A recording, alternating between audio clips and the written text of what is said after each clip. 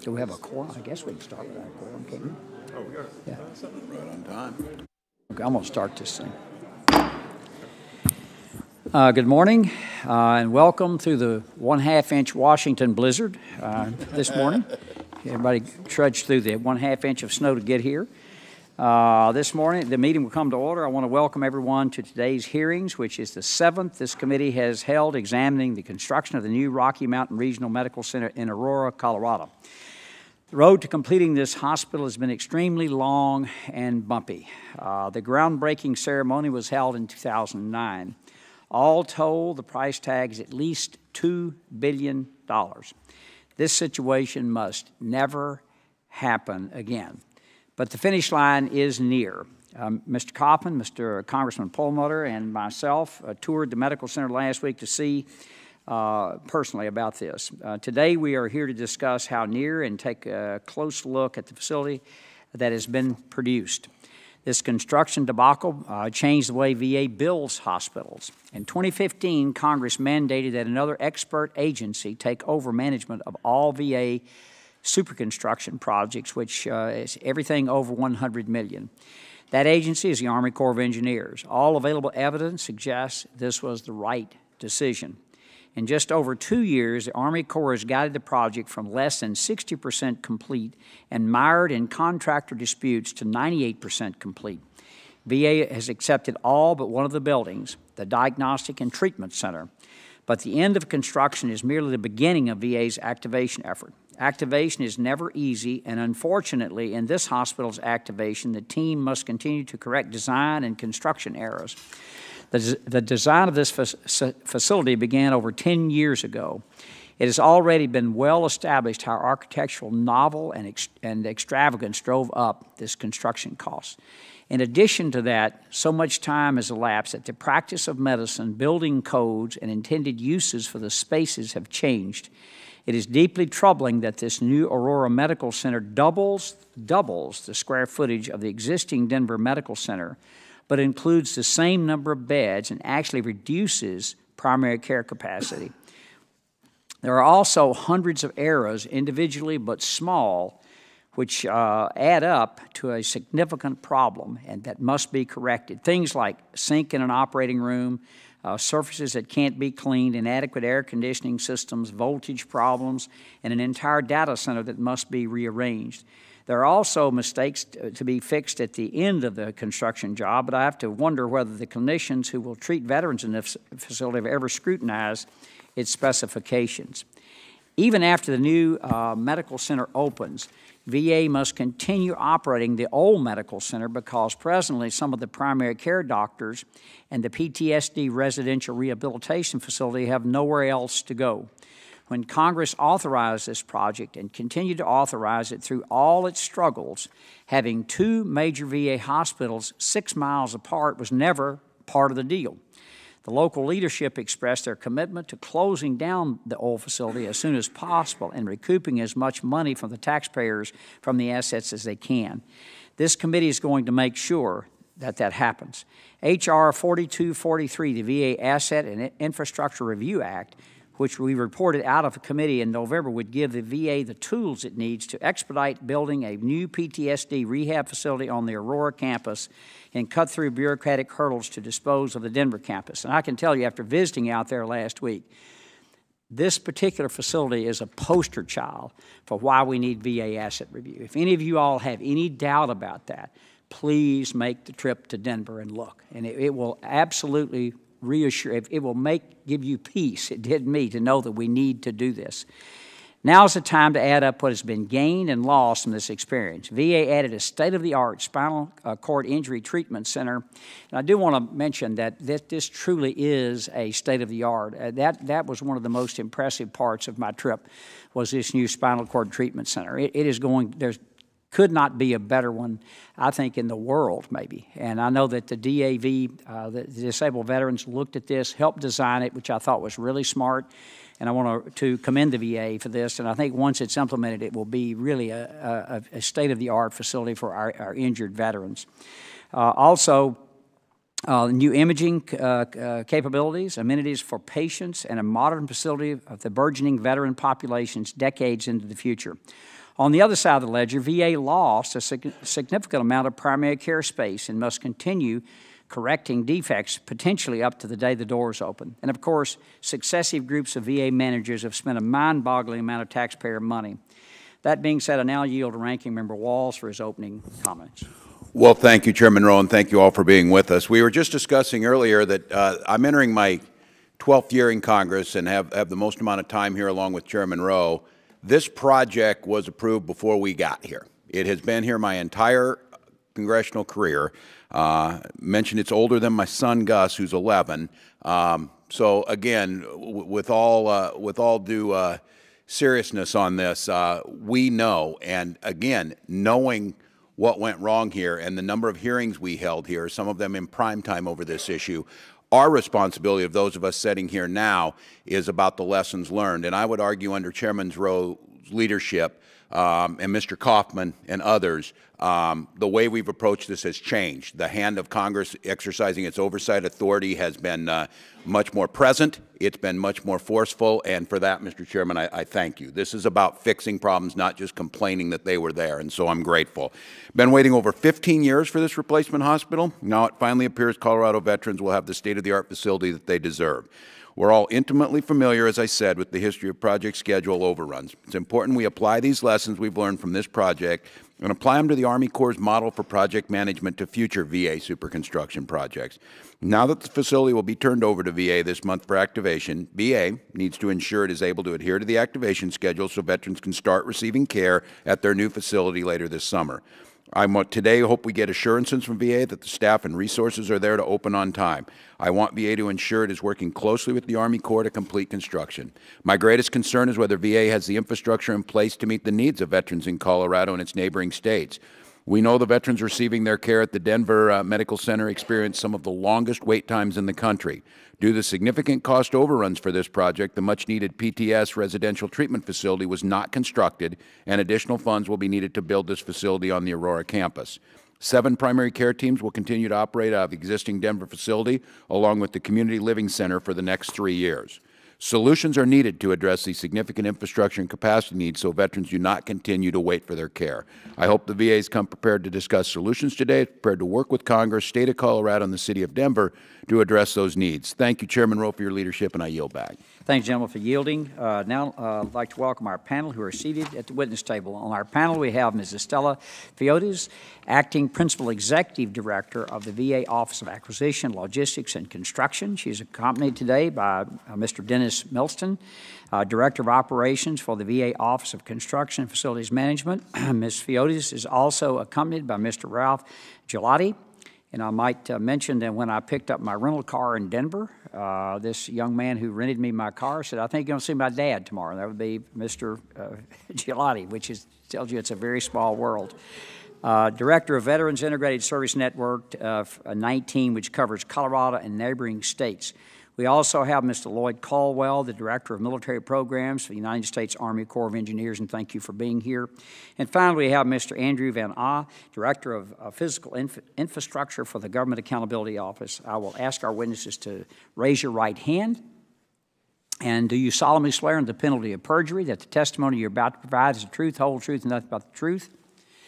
Thank you, and let the record reflect that all witnesses have answered in the affirmative.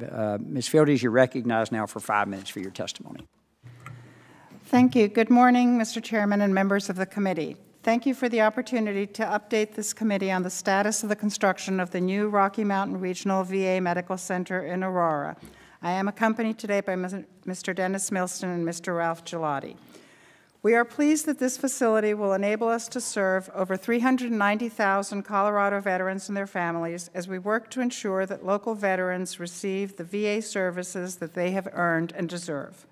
Upon opening, the Rocky Mountain Regional VA Medical Center will provide the same robust range of tertiary healthcare services that currently are available at the Denver VA Medical Center, with the addition of mammography and PET-CT to its imaging services. The exception is the Post-Traumatic Stress Disorder Residential Rehabilitation Treatment Program and 7 patient-aligned care teams that are currently slated to remain in the old facility. We are working, however, on options that will allow their relocation off the existing campus as quickly as possible to allow for ultimate closure and disposition of the old facility. The Rocky Mountain facility is also proud to be the latest spinal cord injury and disorder center within the VA system. This center will serve populations in Colorado, Utah, Wyoming, and parts of Nebraska and South Dakota. The SCI Center will include both an outpatient clinic and inpatient unit, offering comprehensive multidisciplinary care for patients with spinal cord injury, multiple sclerosis, and amyotrophic lateral sclerosis. Lastly, the new facility will provide a much more up-to-date and positive veteran and family experience. This includes private rooms for patients with their bathrooms, as well as space for family members to stay overnight, an intensive care unit with an 800-square-foot waiting room suite, and all interventional services such as surgery and radiology to be located adjacent to preoperative and postoperative beds to improve the coordination of care and efficiency of service delivery. I am pleased to tell you that the construction contract with Keywood Turner is 98% complete, and 11 of the 12 structures have been turned over for activation. VA and the United States Army Corps of Engineers are currently working through contract completion items and actively working with the contractor to bring this contract to an end as swiftly as possible.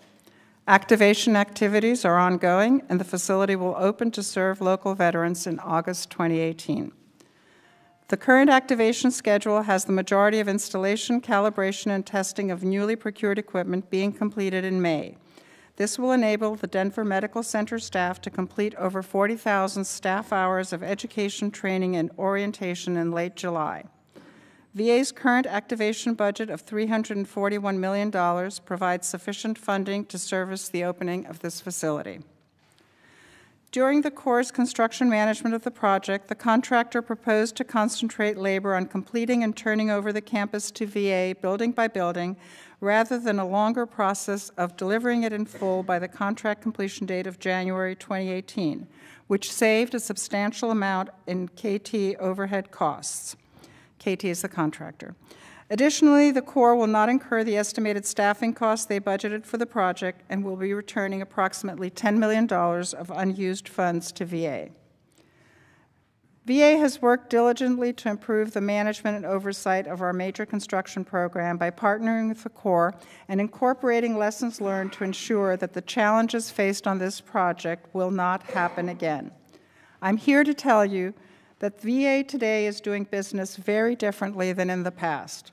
We are rethinking everything about how we will modernize our infrastructure to find ways to deliver much-needed facilities smarter, faster, and at significantly less cost. Just one example is a recent project in Omaha, Nebraska, where we have partnered with private donors and entities to deliver an ambulatory care center for our veterans in half the time and 30% cheaper than our traditional way of doing business.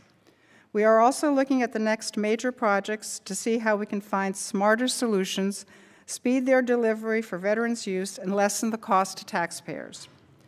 In closing, VA is thankful for the work this and other congressional committees have done to help VA navigate the challenges this project has posed and for securing the funding necessary for its planned completion.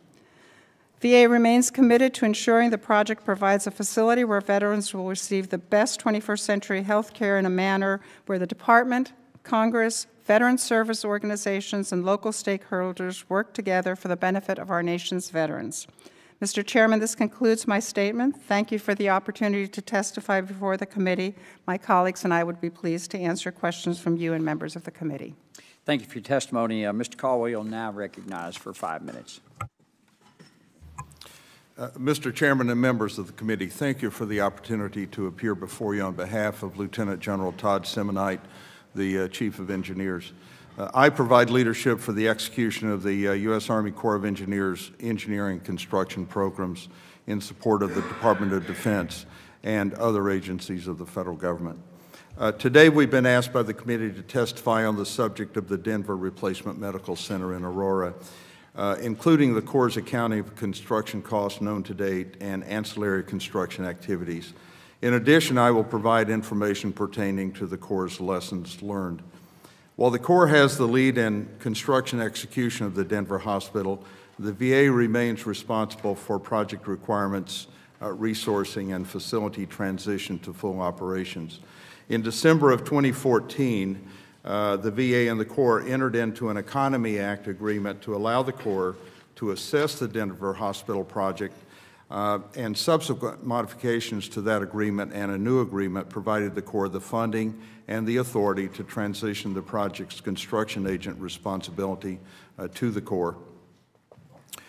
During construction, the Corps and the VA have collaborated well and have collaborated with the staff of the House Veterans Affairs Committee to provide transparency of the completion status, ongoing activities, changes, and expenditures associated with the project. Additionally, VA and the Corps have provided quarterly briefings to the committee staff on the project's completion status. Our contract provided a target value for completion of the project of $570.75 million, including, in addition to that, we had a contingency for unforeseen conditions, which we held in the amount of a little over $14 million, for a total estimated construction value of $585 million. With the construction now 98% complete, our current estimate anticipates that upon final completion, we will have expended about $555 million for the construction, resulting in about $30 million being returned to the VA. Additionally, we anticipate returning $10 million from the government and contract oversight and audit costs that we had estimated. This will result in a total of approximately $40 million being returned to the VA from the original $625 million, which was provided to the Corps for the project. The construction is on schedule for substantial completion of all buildings this month. There will remain ancillary construction activities for the project, which fall in two categories. One is punch list items, and the other are modifications to address current medical facility requirements. Punch list requirements are routine with any construction requirement. They involve typically minor work remaining for construction or completion that the contractor must finalize to be in full compliance with the contract. These punch list items should not delay the occupancy and use of the facility. The second category typically involves emergent requirements which are necessary to assure the new facility complies with current codes and practices that may have evolved over the course of construction. These emergent requirements will be a contract action separate from the Kiewit-Turner contract. We anticipate completing these requirements using the same government team currently on the project, but with a new contract.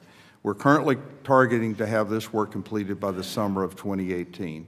We made the decision to address these emergent medical requirements via a new contract since this course of action provides clarity and transparency to completion of the project and assures finality in completion of the larger contract. The decision allows the current contractor to concentrate on completing their contract requirements. As part of our process, we review our project execution to identify lessons learned.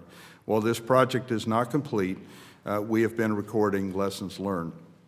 One significant lesson learned is the value of consistent senior executive review of the project.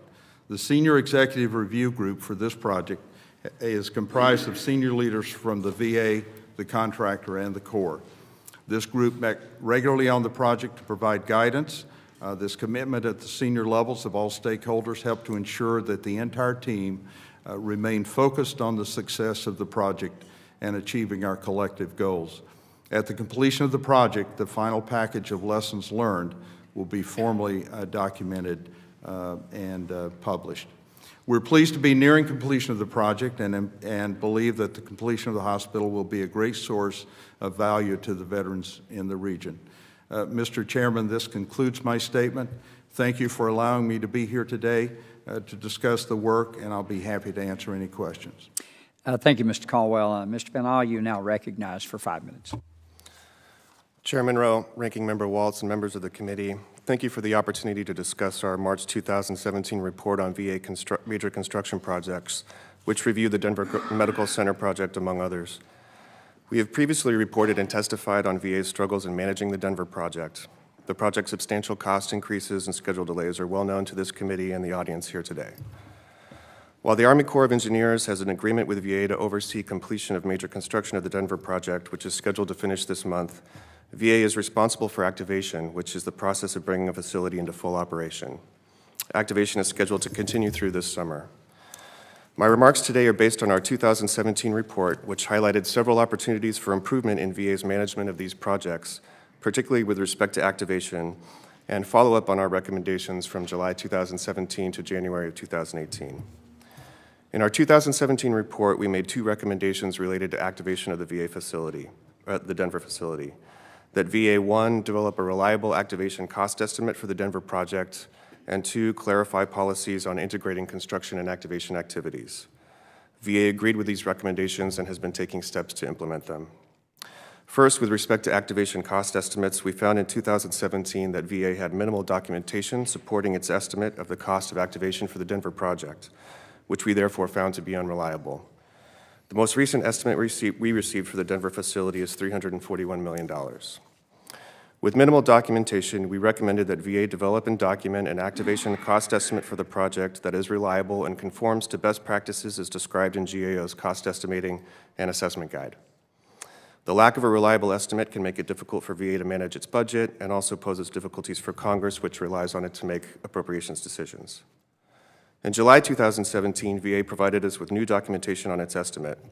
We analyzed this information and found that it did not meet best practices. Of the 4 characteristics of a reliable cost estimate, Denver's activation estimate partially met 2 and only minimally met 2 others. Specifically, we found that it's unclear how VA is developing a good picture of the estimate's sensitivity to risk. A sensitivity analysis is important so decision makers have an idea of how close to the point estimate they can expect the project to be. VA has provided comments on our assessment, concurring with some of it and identifying additional information for us to consider. While VA has made improvements in its documentation of the estimate since our report, such as documenting discussions with management and including more detailed information, we still cannot find that the current estimate meets the characteristics of a reliable estimate. VA officials also indicated they are taking steps such as developing training and providing GAO's cost estimating guide to staff in an effort to improve activation estimates going forward.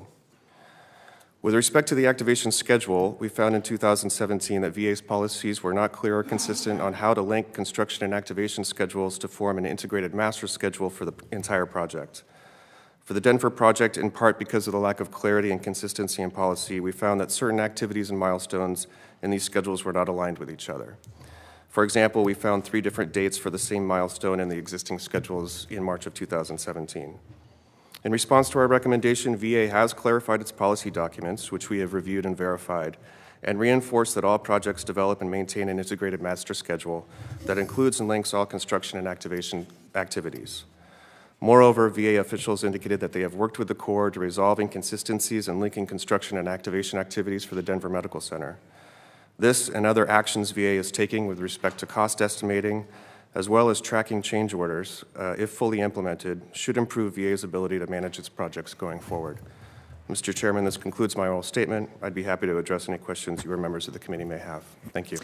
Thank you for your testimony, and I'll now recognize myself to begin the questioning. And I want to start by saying that I think there is a dedicated group of people in Denver, Colorado who are mission focused on getting this hospital open and providing this incredible new facility for our veterans out there.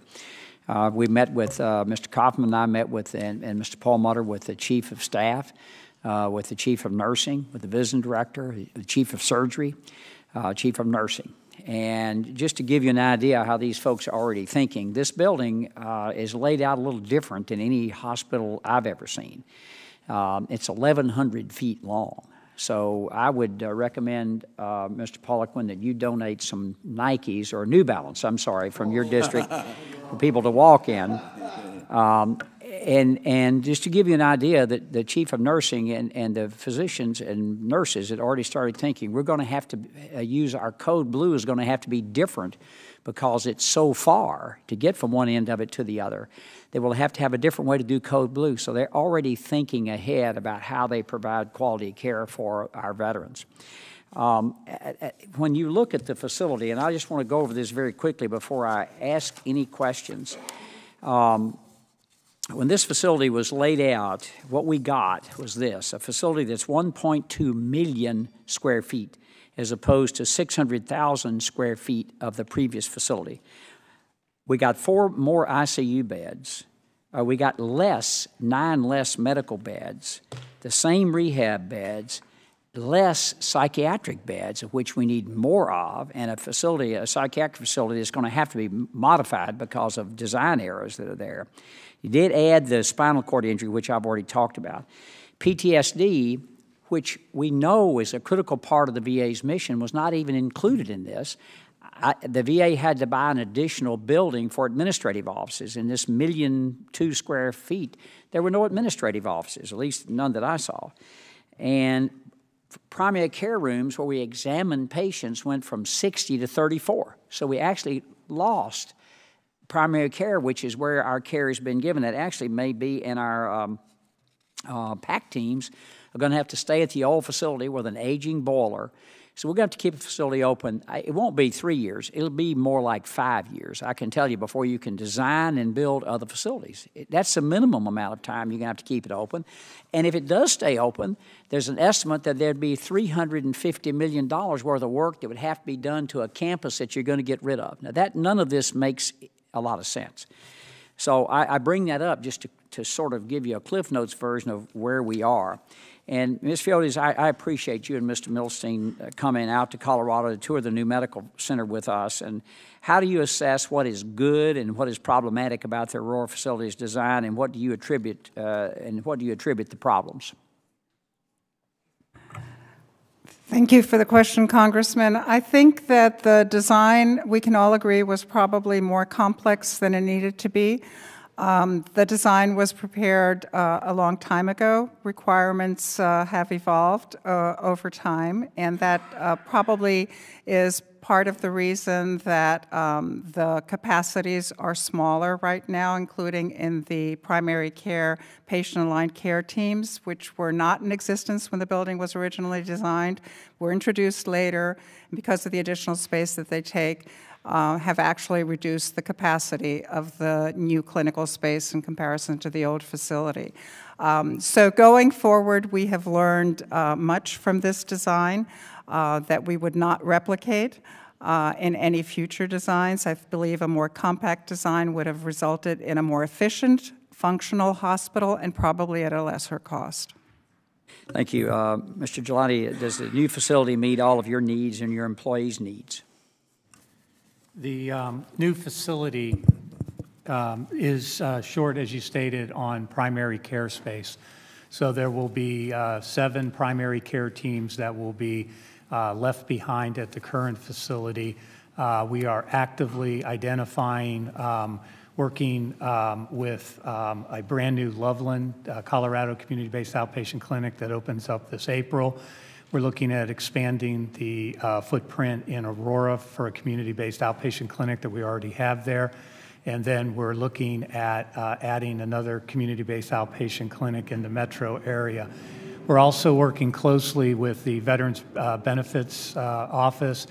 We have Comp and Pen in our C-Box in Colorado Springs and Golden, and we're looking to work with them to take Comp and Pen out of those clinics so that we can have more room for PAC teams, so that those 7 teams can go into the community and that we could dispose of the building quickly.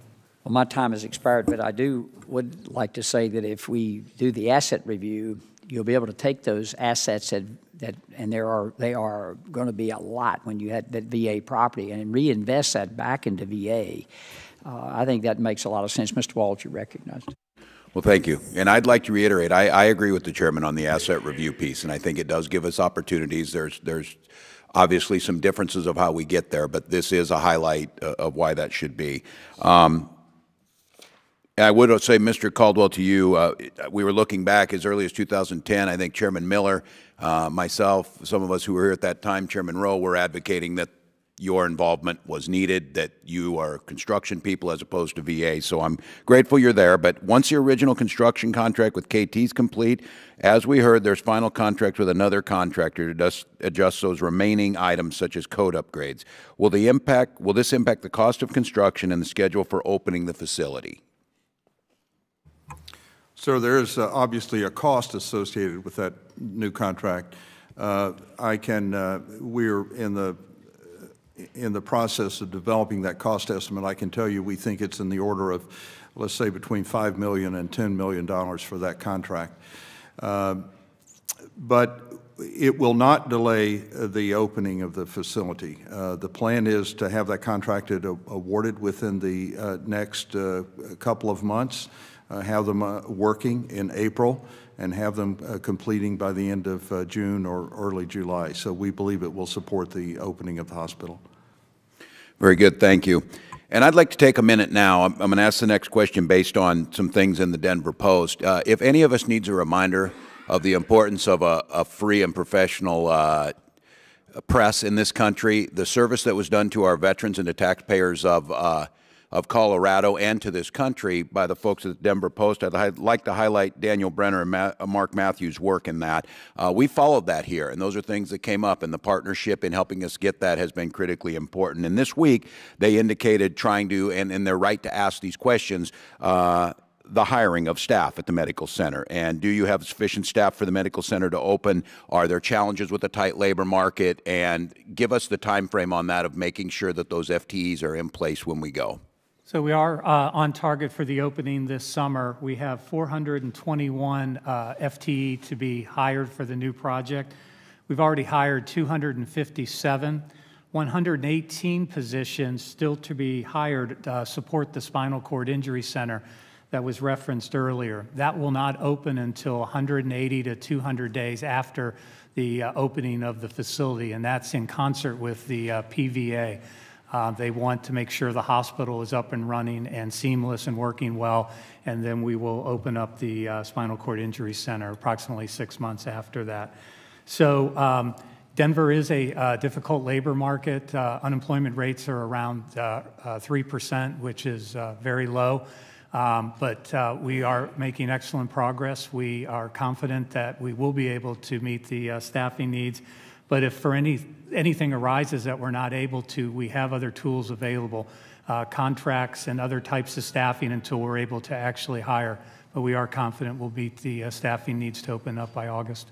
We've had a lot of hearings in here and talked about some of the burdens to being able to quickly hire folks, some of the problems that are there. Are you experiencing just the usual bureaucratic hurdles, if you will? I would summarize it that way, yes, sir. Maybe when we're done with this, those are maybe some lessons learned on what we can do here of what you're doing to help us with that. This to Mr. Van Aw, what progress has VA made in addressing GAO's recommendation on activation cost estimates? Because if there's anything here, we're pretty browbeat by projected estimates and then coming back to us over and over and over. And I just want to make sure that it appears like there could be some pitfalls here that get us into that same thing. Absolutely. Thank you for the question, Congressman. VA has taken a number of steps. I would characterize it as early steps in the process of building the capacity to do good cost estimation for activation. There's training that's been talked through. They've provided the cost estimating guide that GAO has developed to their staff in an effort to get people up to speed on how to do good cost estimation for activation. So I would say that they're definitely taking steps in that direction. As far as the current Denver estimate, that's something that's sort of already done and completed, and we're not, we don't have any concerns at this point of whether, that they're going to go, not meet the schedule and costs that they've put forth. But we still, look back at that and say that that wasn't a reliable estimate from our perspective based on the lack of a risk and uncertainty analysis. Thank you. I'd like to thank all of you, though. Over the last 12 to 18 months, the communication and the transparency of helping us get this has really been great, and I'm grateful for that. I yield back. Thanks, gentlemen, for yielding. I'll now yield to Mr. Coffman for 5 minutes. Thank you, Mr. Chairman. Mr. Aw, when you look at the activation plan of the VA, I think that was found to be inadequate by your analysis. And so we have, I led the fight to strip the VA of their construction management authority. I wanted $10 million. VA put out $250 million. The number that we settled on was $100 million. I think that's unfortunate. I think it needs to go down further. But that's only for the construction management phase. That's not, that number, $100 million, doesn't include activation. Correct. So it seems like we have the same sort of mismanagement problems when it comes to activation that we had for construction management under VA supervision. Is there any precedent? I mean, does the Army Corps of Engineers or does GSA or anybody else do activation as part of the construction management for an agency, in an agency relationship? Right. The scope of our work didn't cover that. I'm not sure, Sure. if that's the case or not. So I mean, we could look into that and get back to you, Mr. Let me go to the Army Corps of Engineers. Does anybody else, when you do other hospitals for other agencies, like for the Department of Defense, do you do the activation, or does, say, the United States Army or the Air Force or whoever you're doing it for do the activation? Mr. Coffman, Congressman Coffman, that function is typically handled by the medical departments, and we restrict ourselves to that area that we have expertise, which is really in the design and construction. We do, on occasion, assist with the initial outfitting and transition of the facility, because that may involve purchasing equipment, furniture, and other kinds of supplies. So we do assist the activation in that regard.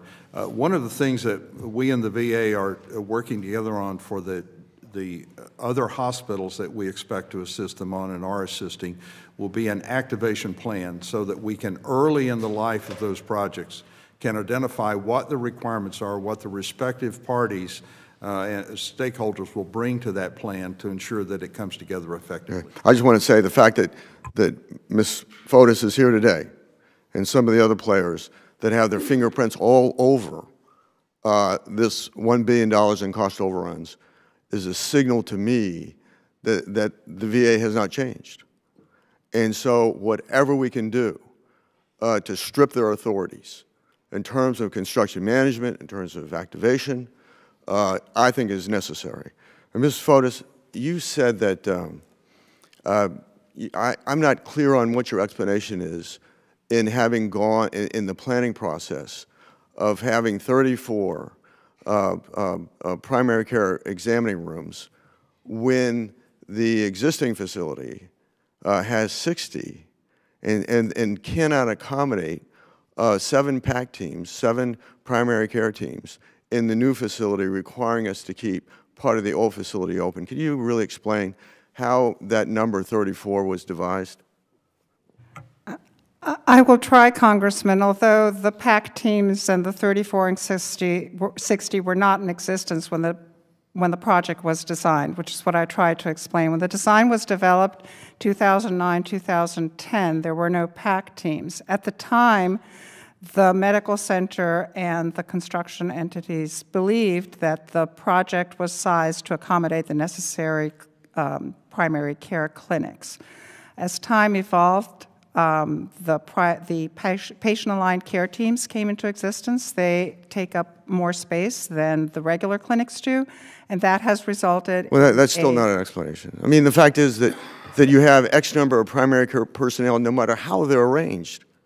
You had that much capability in terms of exam rooms, and you have almost half the number here. Again, we're talking about a design that was developed many years before the construction was completed. So then we're in 2009, 2010, we are a nation at war in Afghanistan and Iraq, and you all can't amend that plan? I can't answer that, sir. I wasn't there. Well, so then, and why wasn't PTSD included in the initial project? I believe PTSD was taken out of the scope of the project before the final appropriation of authorization. Do you know why? I do not recall exactly. I just don't know how you could not have answers to these questions and be in the position that you're in. I mean, that absolutely makes no sense. Again, Congressman, I am going by what I have heard, not what I experienced. I believe the PTSD was removed at the time of the authorization appropriation to bring the cost down. Well, how about this? Gentleman's time's expired. We are going to have a second round. Mr. Takano, you're recognized for 5 minutes.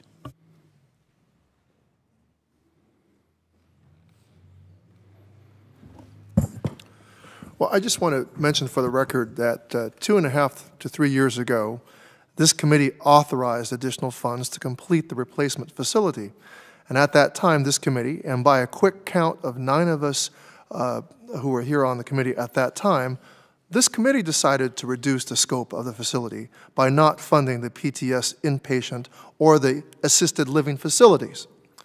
So to act shocked that part of the old facility will still need to be used moving forward is ridiculous. We knew what we were doing, and now we decide, do we invest the money or so we can move everything to the new campus, or do we keep the status quo and continue to use it as a political pawn? That being said, what are the plans for expanding the Aurora facility to include these services? So the PTSD is Deputy Secretary Gibson, in one of his last acts as Deputy Secretary, notified the 8 Corners that because this is a replacement hospital, it's the first true replacement hospital to move since Detroit in the 1990s.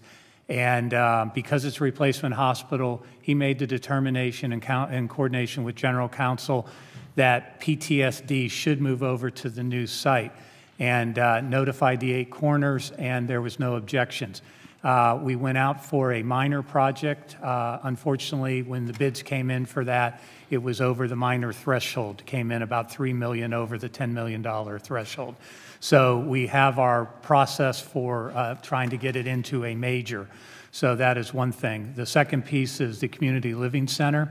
Currently, the veterans that were in our Community Living Center are being seen in the community. We follow them. The care is going very well. That is also in our SCIP process for long-term solution of building a community living center on the campus at Fitzsimmons. Well, my question is, in order to complete a PTS residential treatment facility and community living center that were deleted from the project, what are the plans for the VA to expand the Aurora facility, include these PTSD treatment? Are they priority projects? What is the estimated cost of each of these future projects? So we were hopeful that the cost for the PTSD would be below the $10 million threshold. It came in higher. It is a priority. The care will be rendered at the existing medical center site now. If we have to go into an emergency lease scenario while we're waiting funding for the PTSD, if we're able to excise the current, we will do that. So it's above $10 million, you're saying? It came in above $10 million. So 10 million, 11 million, around there? 13. $13 million. So that's what we need to find in order to fund, because the committee made its previous decision. So are other plans or solutions being developed to ensure facilities available for PTS residential treatment are available for PTSD residential treatment, 8 primary care teams, and the community living center beyond the next 3 to 5 years? Yes. So the all of those will be being given at the current site, and that was the 3-year time period that was referenced. If we are able to divest ourselves of the hospital, which is our intent, then we will find space in the community to offer those services while we look for a permanent solution. And will some facilities continue to be located in the current Denver Medical Center campus, or will additional construction take place on the Aurora campus? Initially, it will be on PTSD, CLC will be done on the, and the 7 PAC teams will be done on the current campus. And we will be looking for solutions in the Metro Denver area for community-based outpatient clinics. And on the current campus, PTSD and CLC will ultimately end up there. Well, thank you. Will the opening of the new Aurora VMAC decrease wait times for veterans in the community, and at what rate? So because of the PAC model, we're looking for efficiencies of throughput to be able to get more veterans in. We have PAC at the current facility, but the physical constraints don't let us operate PAC as the model is intended. The current design will allow that, so we anticipate some efficiencies, but it would be hard to state exactly because the metro area continues to see growth, and we have to address the 7 PAC teams. Thank you. I yield back, Mr. Chairman. Thank you, gentlemen, for yielding. It's difficult to argue that this Congress didn't provide the money when this is over $1 billion over budget. And by the way, passage of asset review raises that 10 million threshold to 20 million. You'd be able to go right ahead with it. So that's another reason we need to do this. Mr. Bost, you're recognized. Thank you, Mr. Chairman. And I was going to ask a question. I'm going to go ahead and send my question just in writing concerning some personnel hiring practices and things like that. But with that, I'd like to yield my time to Representative Coffman. I thank the gentleman. First of all, Mr. Tucano, what our conversation was about was that PTSD was not included in the initial plan for the hospital. So it was after the fact that a standalone building was added for post-traumatic stress disorder. In the negotiations to get the $1 billion for those cost overruns, there were 2 buildings that hadn't broken ground yet. One was the CLC for the Community Living Center, and the other one was for PTSD. And as part of the negotiations to get the $1 billion, those had to be scrapped, and now we're going to get them put back in. So my question was, as an Iraq War veteran, how is it in 2009, 2010 that we broke ground for a project without PTSD, without a plan for it? And that's certainly the case. The Ms. Fiotis, under your leadership, the new Rocky Mountain Region VA Medical Center construction project has been plagued with excessive cost overruns, a 4-year schedule delay, and overall mismanagement of the project. When did you become aware of the variances in the project's scope, schedule, or cost that put the project at risk of completion as originally planned? In other words, when did you, in working on this project, realize that it was getting out of control, that it was not going to be on time, that it was not going to be on budget? Congressman, I joined the VA in January of 2013, and over the next few months became familiar with the project, visited the site, talked with the contractor, of course talked with our teams. I heard varying versions of cost increases and schedule delays. At the time that we were looking for ways to move the project forward and keep progress on the construction going, the contractor filed a claim with the Civilian Board of Contract Appeals. And from that point on, we were in a position where the VA had taken the stand with advice from General Counsel, its then General Counsel, that the contractor was obligated to deliver the facility for $610 million based on the supplemental agreement they signed in 2011. That was the VA's position. That was the position that I was relaying to you as well. But you knew that wasn't correct, that the project at that time, given all the change orders, could not be built for that amount. That is not accurate, sir. All right, I disagree with that. The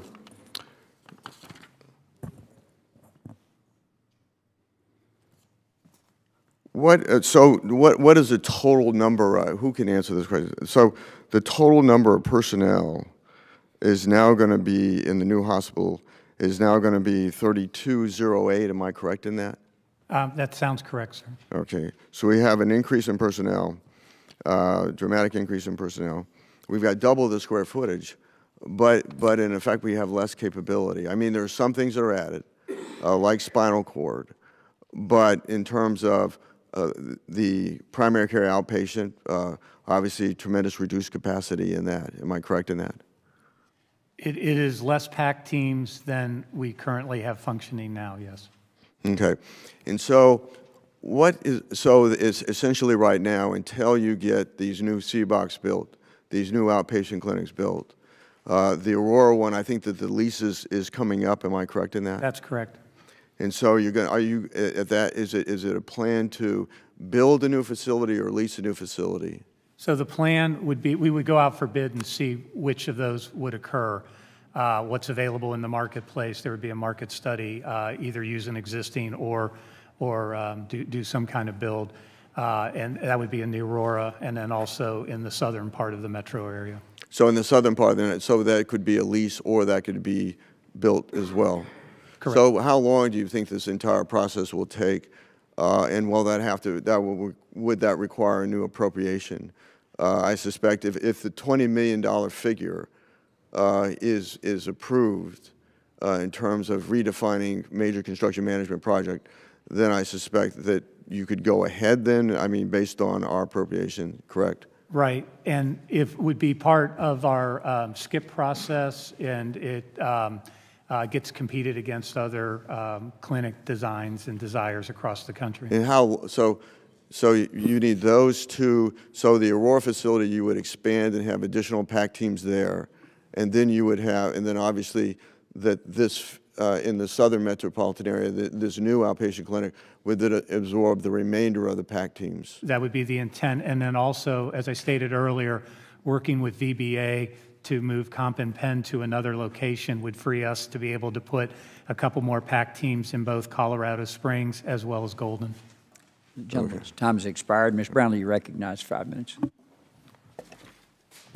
Thank you, Mr. Chairman. I had just a more global question, I guess, in terms of things that still need to be done. We've talked about a lot of them. We've talked about the movement of the old facility and when that's going to happen, the PTSD facility, et cetera. So I'm wondering is there a timeline by which you are following to get to certain dates, and if there is that something that is out there and published that is all of us can see? Or if you want to just do a question again. We are looking to do a move of the outpatient services from the existing facility to the new facility on July 28th.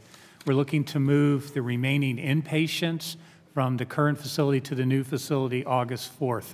So those are the timelines that we are working. Understood. That timeline I understand because it's in print and I can read it. Okay. What I'm looking for is beyond the August opening date in terms of closing the old hospital, when the PTSD facility is going to get done. Is there a printed timeline that VA has agreed upon, all of its contractors have agreed upon, that can be shared with the committee so that clearly on this project accountability has been an issue, and moving forward now we want to have the tools to for you to hold yourself accountable and for us to hold you accountable.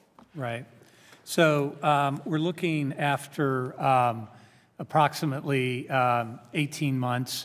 And then is it a printed timeline, or is it one that you think that's what it's going to be and that's what you're planning on, but is there an agreed upon that everybody is working towards? Congresswoman, I think that because of some of the unknowns, including the minor threshold and the ability to construct the new PTSD, the timelines are somewhat estimates at this point. That's why the number of 3 to 5 years has been put out there.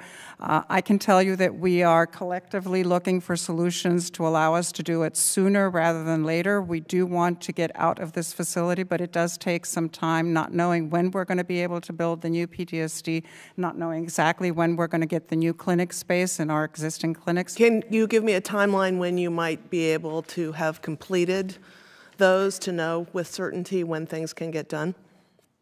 I don't think we can give you a timeline with certainty right now. Can you give me a timeline to get to certainty now? Is it going to take you a year? Is it going to take you 3 years? Is it going to take you 5 years? That's all I'm asking. No, it's not going to take us 5 years to get to a timeline. Okay. Not 5 years. Will it take you 1 year?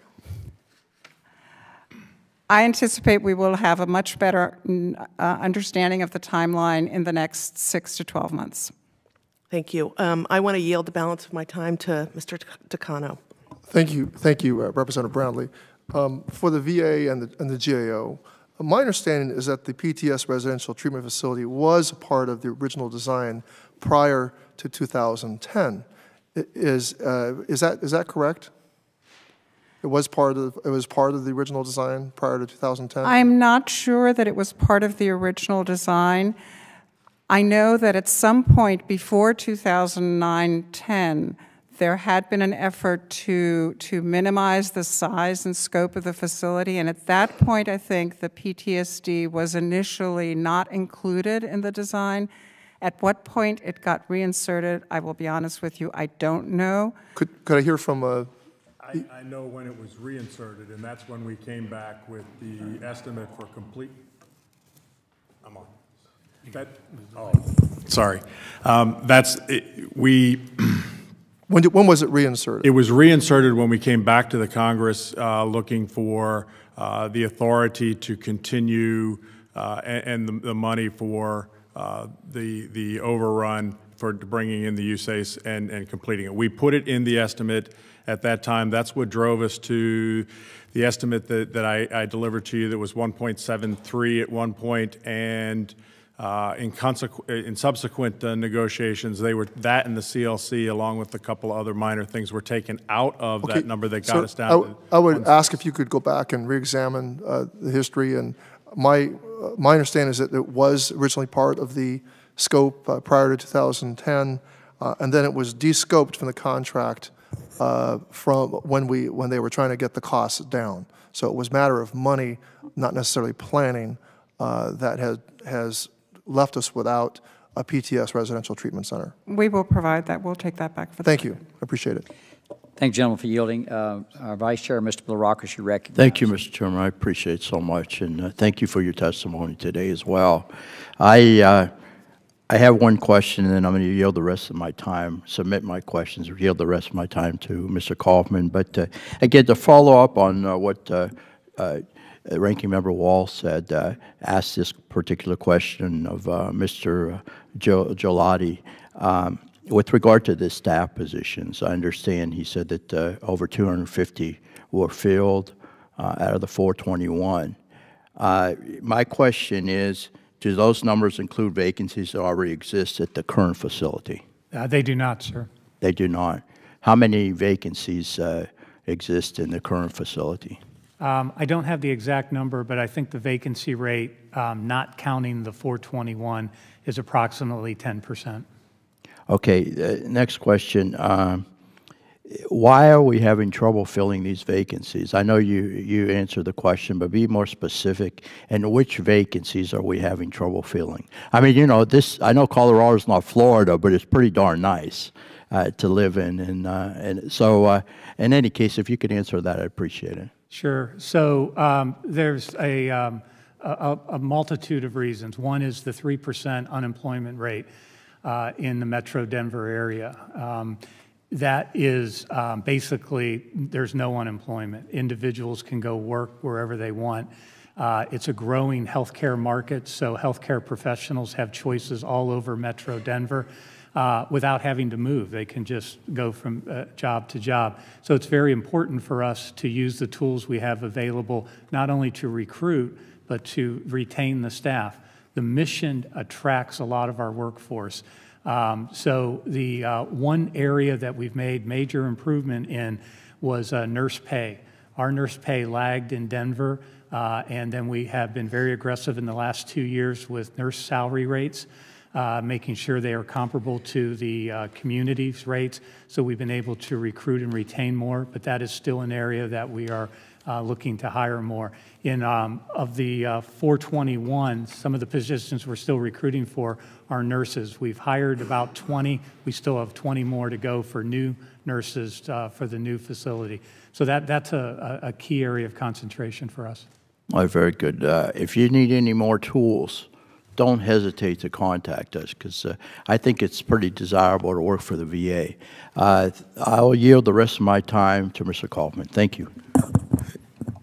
I thank the gentleman. Isn't it true that you also lack an HR director? Is that true to facilitate the hiring? No, we have a. You have it? Yeah, we have a new. I think there was. I thought there was in the GAO report. It could have been. Let me refer to Mr. Law? That may have been at the time, but I'm not sure of the current status of that. And when has that person been on board? Fairly recently, within the last 6 months. Within the last 6 months. Okay. The I'm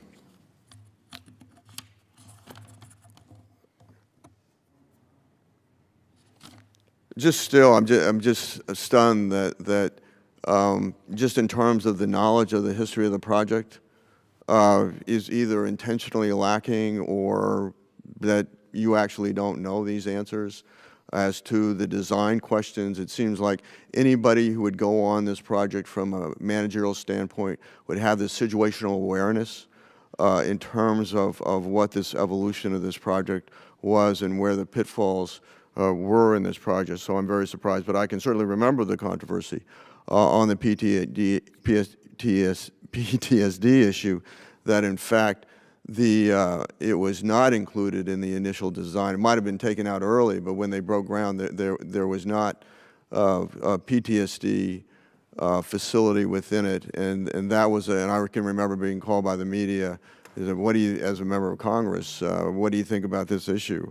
And so I think it was a combination of congressional pressure along with the VSOs that got the standalone facility that was later, unfortunately, deleted when we had the had to get the $1 billion in cost overruns done.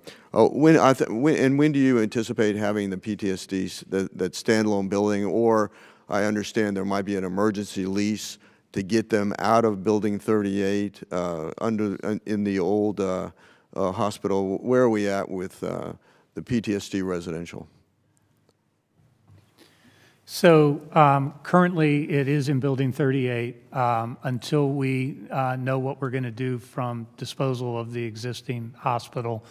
It will stay there.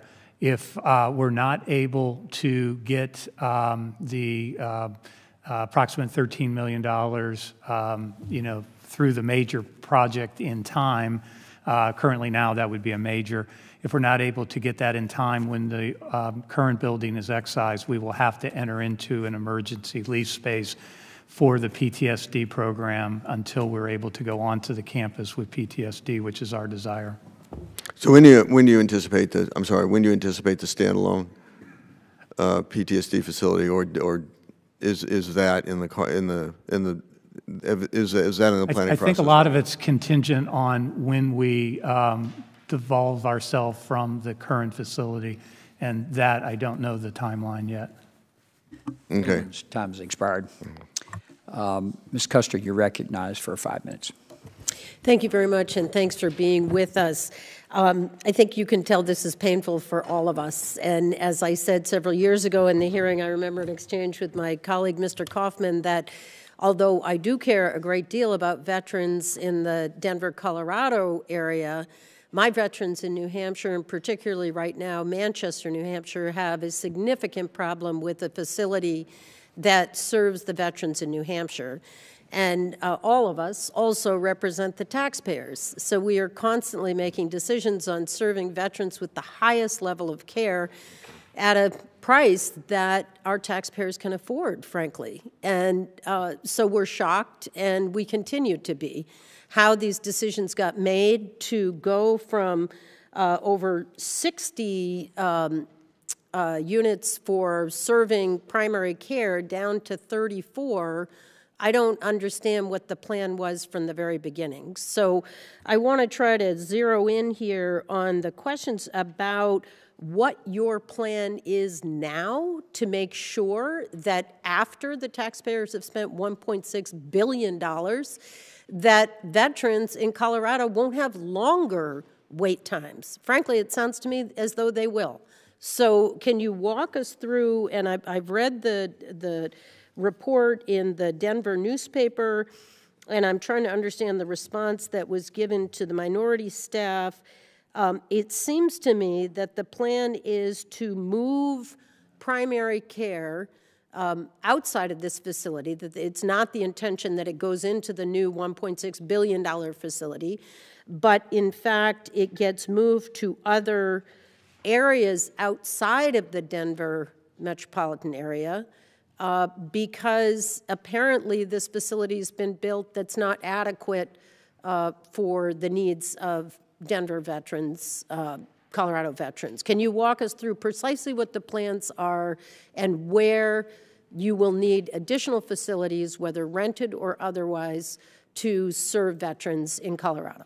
Sure, thank you. There will be 12 primary care teams in the new hospital. There will 12, I'm sorry to interrupt, but as compared to 20 now in the old. Okay, so clearly, I'm just doing basic math. You Right. will not be able to serve as many veterans in the new facility as were served in the old facility. Right. Can we just get that for the record straight? That would be correct. Okay, where will they be served, and what will you be asking the Congress to fund in addition to the $1.6 billion facility? So the remaining teams will stay at the current hospital in Building 38. Indefinitely? Not indefinitely, until a decision is made on what to do with the current facility. Our desire is to get out of that facility. In the meantime, we'll have to pay for both facilities. Everything will be double in cost. We believe we can take away the clinic, the part of the physical plant and have it independently run. So the whole facility, the 600,000 square feet, will not be operational. Will just be focused on Building 38, one building. Then we have a desire to increase the primary care capacity at Aurora. We have a primary care clinic now. As Congressman Coffman stated, that lease is due to expire. We're looking to go into a larger one. So this is separate from the brand-new facility? It's separate from the brand-new facility. A separate lease that would be required? Right.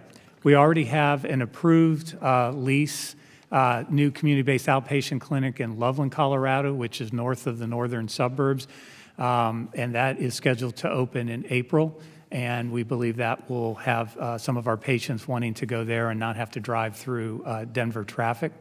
Then we have in Colorado Springs and in Golden, we're working with VBA to move Comp and Penn out of those two areas.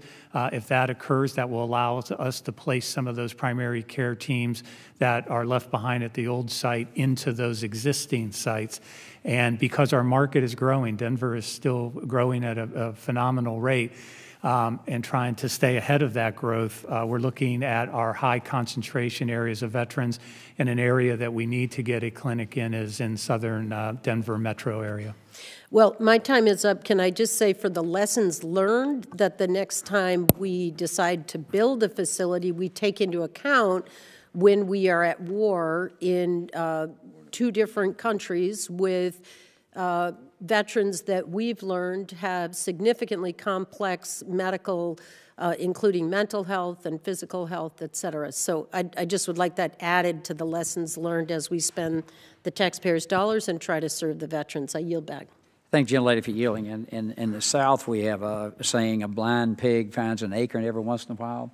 And I think that's what happened here. Through no design or plan whatsoever, the VA has less capacity on this huge campus, but it's going to force them to go ahead and put the C-box out. A very expensive way to do it, I might add, but the C-box need to be, and they showed us the last, actually the last briefing we had was the demographics of the Denver area and where the veterans are. And so they're going to, I think putting those clinics where the veterans are makes a lot of sense, and not having everybody come on that big, huge campus. And you can't believe how far it is from the parking lot to where they've got to go. So we've said this, and I've heard Ms. Brownlee say it and others on the committee many times about we need to place, and myself, put the care where the veterans are, not make them come through, like he said, through the Aurora traffic and Denver traffic to get there. So all in all, it may actually work out as a positive. Mr. Poliquin, you're recognized. Thank you, Mr. Chairman. Mr. Fiotes, when you have any kind of construction project, I understand that you'll have disputes with subcontractors. How many judgments and settlements has the VA paid to subcontractors for this project? Sorry, I would have to take that question for the record, sir. I don't have. What do you mean? You don't know? I don't have that number available. Has the VA finalized all of its settlements with its contractors? Yes, sir. Yes, sir. The original contract, all of the settlements have been made with the prime contractor. They're on the interim contract that we had that spanned. Okay, they've all been settled. They've all been Okay, but settled. we don't know how much this is total, correct? I don't recall Okay, the my exact staff, number. my staff will be in touch with Mrs. Fuentes after this hearing to get that number from you. Do you have any, does the VA have any management reserve or contingency funds, Mrs. Fuentes, remaining for this project? Yes. I will let Mr. Mills This is answer not that. a tough question. Yes, yes, sir, we do. You do have contingency funds? Yes, sir. We've How got much? about $6.5 million of that. That's the $5.5 million that we're using to fund the completion items that have been identified. Thank you. Mr. earlier. Caldwell, do you, over at the Army Corps, have a contingency fund remaining for the completion of this project? Sir, we do have funds remaining from the funds that were set up for the original construction. Do you have a contingency fund remaining? Those can be used as contingency funds. So you do. How much is it? Sir, we expect that there's going to be about $40 million available. Okay. Mr. Vano, thank you. Mr. Vano, in 2016, the VA told Congress that there was $55 million in recurring costs and $341 million in one-time costs to activate the facility. And today we're hearing the activation cost is $341 million. What the heck happened to the $55 million? Yeah, the $55 million turns out is not part of the activation costs. Where is it? Those are that was at the time the estimate for the incremental additional staff, salaries, and services provided at the new facility, over and above what's moving over from the old facility. Thank you, Mr. Chairman. I'm going to yield the rest of my time to Mr. Coffman, whose district encompasses this facility. I thank the gentleman. Mr. Ah, to what extent did the fact that the VA did not use professional, I think they call medical equipment planners, in the process, to what extent did that drive cost? The scope of our report didn't look exactly at that question, but you know, again, I think from our perspective, we looked at exactly what sorts of processes they have in place for estimating costs, and certainly didn't meet the criteria that we have in place. Mr. Caldwell, how significant is I believe that the Army Corps of Engineers utilizes medical equipment planners when it builds a facility from the start. Obviously, you took this over very late. Could you comment on that? Sir, we do have medical equipment planners. We do that in conjunction with the medical departments where their expertise resides. I will tell you that in this business of medical facilities, the technology is constantly evolving. So one of the constant challenges that we have on virtually every major medical facility is the fact that by the time we've gone from design through construction, there have been technological changes that have to be accommodated. So the fact that this construction project was 4 years behind, has been 4 years behind schedule. How much did that delay drive additional cost in terms of what we've been discussing?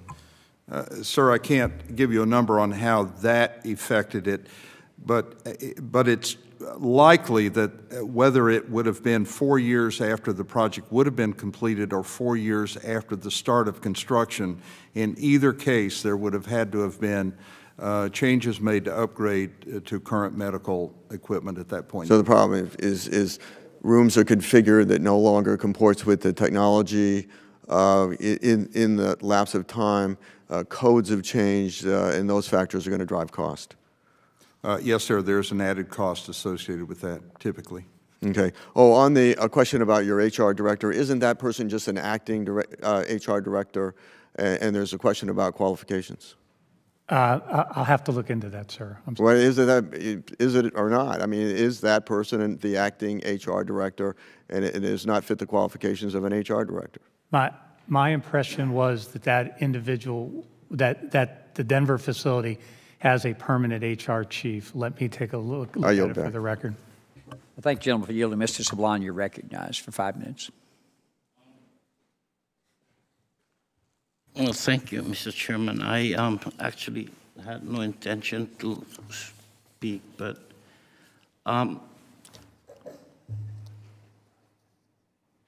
say in the past 20 years, and maybe one of the witnesses could answer, in the past 20 years, how many facilities did the department build, open, and operate? New ones, new ones. To my knowledge, the VA has built 4 major hospitals in that time frame: the Las Vegas, Denver, Aurora, Orlando, and New Orleans, and numerous other specialty facilities such as polytrauma facilities and others. CBOCs are typically done as leases, not as our own construction, but yes. And how many of those 4 major facilities were done on time, according to schedule and consistent with the estimate? I believe that they all had schedule delays. And the cost overruns? Or I'm looking to my colleague for Las Vegas because that was finished before I arrived. For the other 3, yes, they did. Okay. And Las Vegas did not have a cost increase. There were increases to the contract, but within the appropriated and authorized funds that were provided, not after we came back for additional funds. Okay. All right, thank you very much. I yield back my time.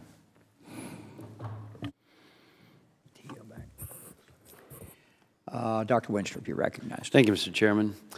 I'm not sure who may want to answer this, but has there been any attempt in the existing facility to try and sell some of the buildings that may be scheduled for demolition rather than demolishing them? Has there been an outreach attempt? You know, I hear the economy's good in the area. You know, unemployment is low. So is there any attempt to sell the existing buildings? Congressman, we have just engaged with the General Services Administration to conduct what they call a target asset review. That is the first phase, if you will, of a real estate due diligence that we must follow in the federal government before we can take any action on existing federal property. The targeted asset review identifies the property boundaries, identifies value constraints due to environmental liabilities or historic encumbrances. It identifies also potential interest from private or public entities in use of the facility.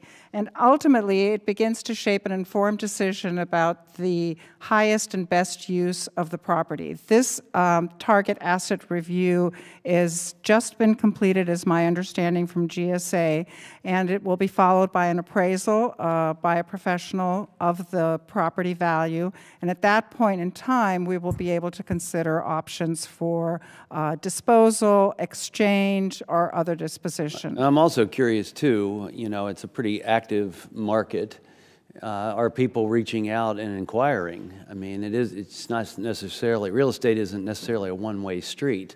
You know, people look for potential. So has there been any outreach to take a look at these facilities? And have they had the ability to take a look at them? There may be outreach. We have to follow certain processes within the federal government. I think that and I think that this is the first phase. That doesn't mean people can't inquire, regardless of what the process. I am not personally. I am not really personally aware of any inquiry. And also, when it comes to the CBOCs and community outreach, has there been a market assessment? Because that's kind of key. You know, where are we going necessarily where we need to be? And at the same time, do we necessarily have to build a new facility, a new CBOC, et cetera, if there's some former clinic or something in the area that could be used? So as far as a market assessment goes, we do know where the veterans live in the metro Denver area with higher concentrations, so that's what we're looking at. And then both of those would be on the table, which would be most cost effective, either an existing building or have to build one. Thank you. I yield my time to Mr. Coffman. I thank the gentleman for yielding.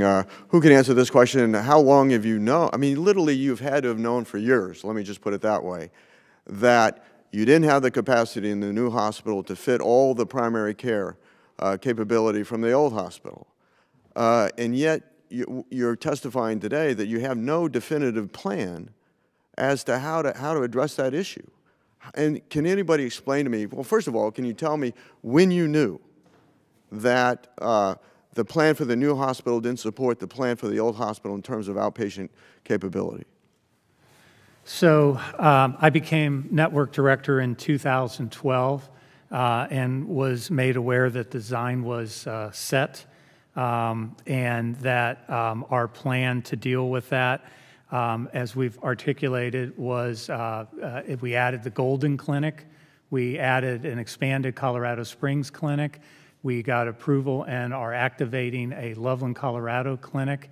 We opened up an Aurora clinic, and then so that was the plan, was to offset that by those clinics. The population growth in Denver, coupled with the PAC model, compromised our ability to successfully meet that total issue. So that's why we're looking at expanding Aurora and then looking at Southern Denver. How many PAC teams?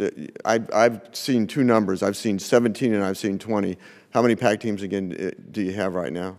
So we have would be 20, 7 or 8 remaining, and 12 going over. And how long have you had 20 PAC teams? We've added PAC teams probably less than a year. It's a PAC team is 1,200 veterans, and the growth in the Denver area has been more than 1,200 veterans a year. How is it that you're just bringing this to public light now? I mean, in Friday was the first time I've been briefed on having to keep primary care capability at the old hospital. And why is it just coming to light now? Well, like I said, I got there in 2012. The plan was in place with what I stated. It's a challenge. I thought we've been transparent on the issue of the challenges with the PAC team capacity at the new facility. I'll have to look into that, sir, if we haven't been transparent. But my assumption was we were, with all the briefings we've done with congressional representatives and with the United Veterans Coalition. And clearly, it was certainly clear on the PTSD issue, but not on the PAC team issue. And I'm just surprised that there's no definitive plan in the works, because it is going to be very, very expensive to keep this old hospital open. I mean, it is really beyond its service life. And so that's going to be extraordinary cost. And even if you, so you're going to have to maintain now the first floor of the old hospital from 3 to 5 years is the estimate that I have from Time you. has expired. Yes. Ms. Esther, you recognize 5 minutes. Thank you, Mr. Chairman. I want to thank the chairman and ranking member for holding today's important hearing, and I want to thank our witnesses for joining us. As you're hearing from all of us, we are deeply concerned about the time this has taken and the cost overruns, because these funds are to go to serve our veterans. So now we're looking at a facility that is over cost, way late, and we're going to have 2 facilities open. So there are 2 issues I'd like to address with you. One has to do with the customer service for the veterans who are now going to have to figure out which of 2 facilities they go to, and if you've figured out how you're going to deal with that. You're talking about World War II veterans, you're talking about Korea veterans who now are going to have to figure out where their appointments are. I see massive opportunity for confusion, so that's one, and just a brief answer on that. With the other, and that's, I apologize for having been out, but I am also vice-ranking member of the Transportation and Infrastructure Committee. I serve on the Water Resources Subcommittee, and so we deal with the Corps all the time. So I have questions about what have we learned from this in specific about how are we going to do delivery of projects faster. Because if we take so long, that's how we wind up in part with the project being completed not meeting the needs that we then have. If it takes 15 years to do a project, at the beginning you have a certain set of needs you're trying to meet. By the end of it, you aren't even meeting those needs. And so the delivery time is incredibly important. So I was, in fact, just in a subcommittee, powwow about that issue, what we can do on streamlining. And so I want more specifics, both from you, Ms.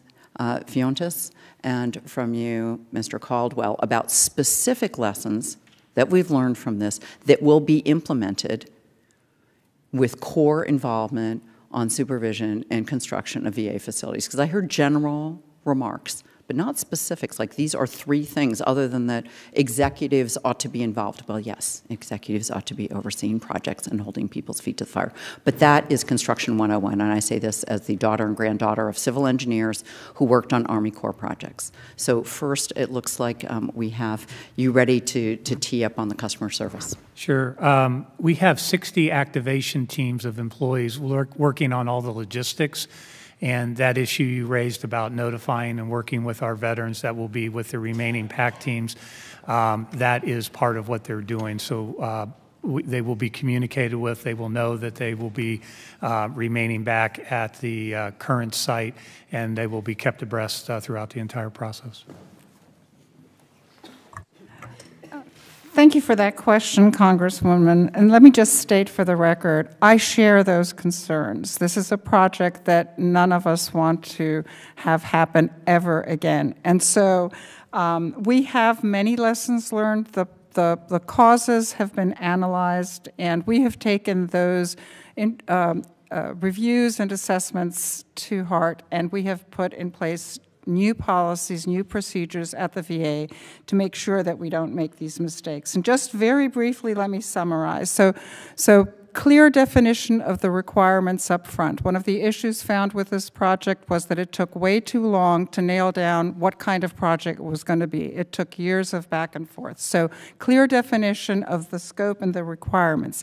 And then clear control of the scope and of changes. And we have put processes in place, not just within the Office of Construction and Facilities Management, but at a higher level within the VA to ensure that any scope changes receive the appropriate review and approval and budgetary consideration, and where there are issues of non-agreement, that the issues are raised to the Deputy Secretary.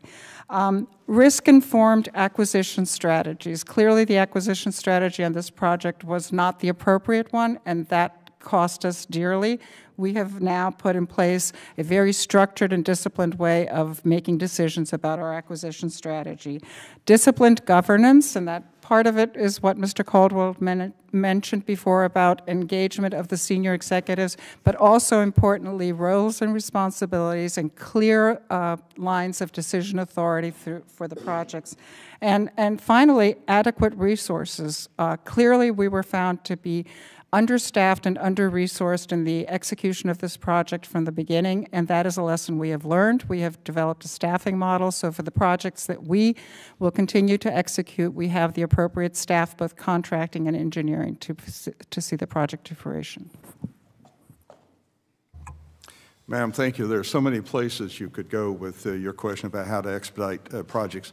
And let me touch on just a few. And I've got to say, the point I made earlier about senior level involvement is not a throwaway idea. That's something that's critically important to ensure that both the contractor and the other stakeholders are unified in their objectives as opposed to getting cross with each other in non-productive ways. So it does help us cut through issues if things are working well.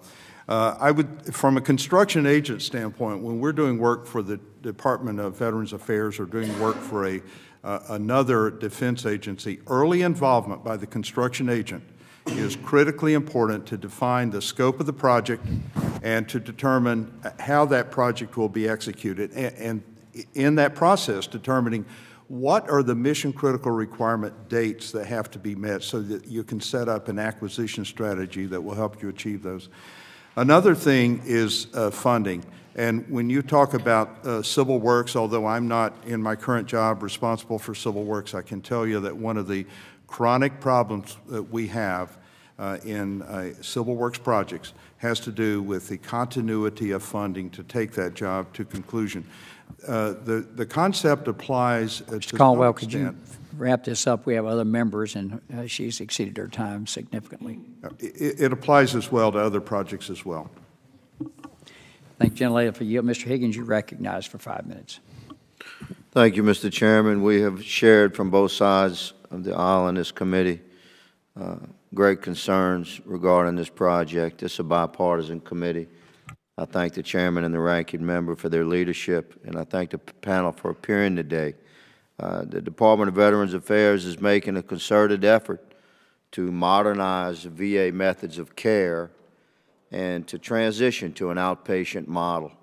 We need fewer inpatient beds in distant facilities and more accessible health care services closer to where the veterans reside. Yet we hear today that the Eastern Colorado health care system will be in the unique and undesirable position of operating both the new Aurora Medical Center and the Denver Medical Center it's supposed to be replacing. How long after the opening of the Aurora Medical Center can we expect the Denver Medical Center to close? As we mentioned earlier, Congressman, we really don't know that specifically. We are targeting sooner rather than later, but some of it will depend on the opportunities that exist for disposal of the old facility, as well as the opportunities to provide those services that will be left behind at other locations. I represent the district, the southernmost part of Louisiana, so like my colleague, Ms. Esty, I also have a great deal of interaction and experience with the Corps. So my question for the Corps, sir, much of the difficulty of the VA that has been encountered regarding construction can be attributed to the complex and expensive design that no longer reflects modern standards of care. How would you recommend allowing for future flexibility in blueprints and plans? Is there a way that the VA can better manage the construction of a project, as my colleague suggested, that takes many years and requires regular updates to keep up with nationwide trends? How can the Corps help us streamline future projects so that we don't encounter this this type of gross mismanagement again? Congressman, I think that the Corps and the VA have already reached a milestone, and I will say it was in conjunction with guidance from this committee and other congressional staff members to assist us ensuring that we understood what the scope of projects are. It's critically important when a construction project is being designed and constructed that we understand with some precision what Congress has authorized and how that entire project will come together, especially if it's being executed in multiple phases. So one of the things that together we have done is determined that on these future projects that we're working together on, that we are going to have a clear definition of what the scope is, a clear understanding, we believe, with the Congress about what that scope is so that we can work together effectively to achieve that. That's an encouraging answer. If my colleague, Mr. Coffman, would like, I would certainly yield the balance of my time, Mr. Chairman. I thank the gentleman. Mr. Gigliotti, you stated that you've been transparent in this entire process, and I want to argue that you haven't been transparent and that the VA hasn't been transparent because of the fact is in all the hearings we had, the issue of keeping the old hospital open to house primary care outpatient services was never discussed, was never brought forward by the VA. So this whole notion that you've been transparent is absolutely false. And because you all have known for years. But I think the embarrassment of having these incredible cost overruns and having to come back to Congress with that, it was not going to be complicated by another issue. So I think it was intentionally kept away from the Congress. And let me just say that thank God, I mean, I think Ms. Esty had questions about how do we do better next time. Let me tell you, the VA, by the wisdom of Congress, will never build another hospital again on its own. It's been stripped of that authority, and I think needs to be stripped of more authority. I yield back. I thank the gentleman for yielding. General Bergman, you're recognized for 5 minutes. Thank you, Mr. Chairman. Good morning, folks. Thanks for being here. There's two ways to make the above the fold in the newspaper.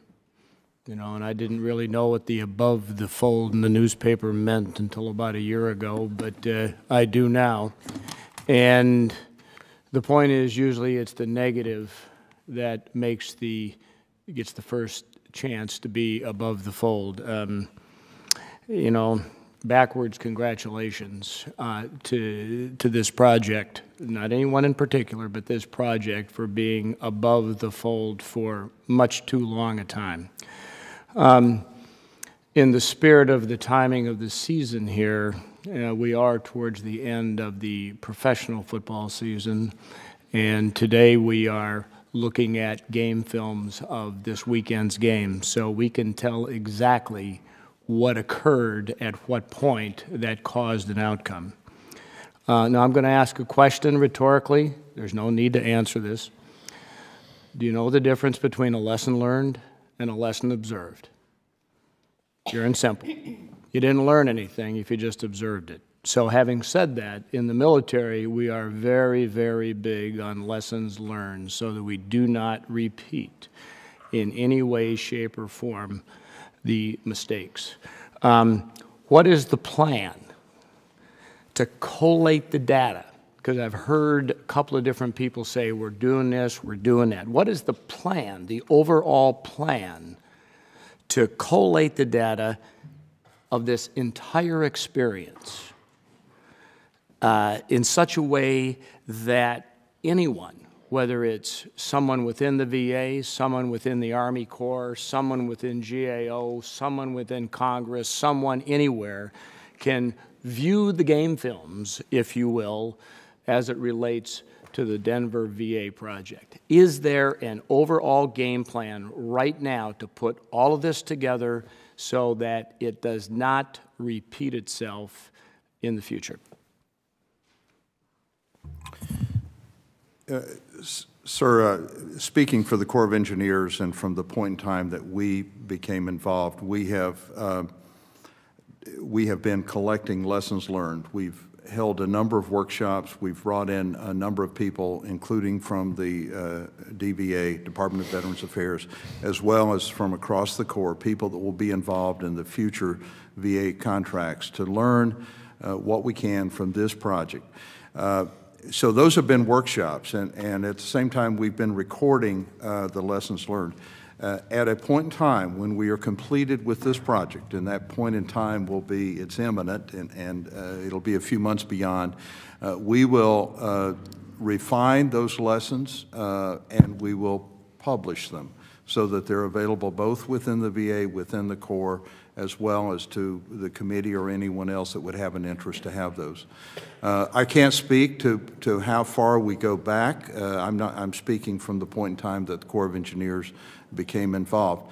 But I think that as we work together, it is likely that what we will do is to identify some of the lessons that caused this project to get into the circumstance that it was in when we became involved. We'll work with our colleagues to do that.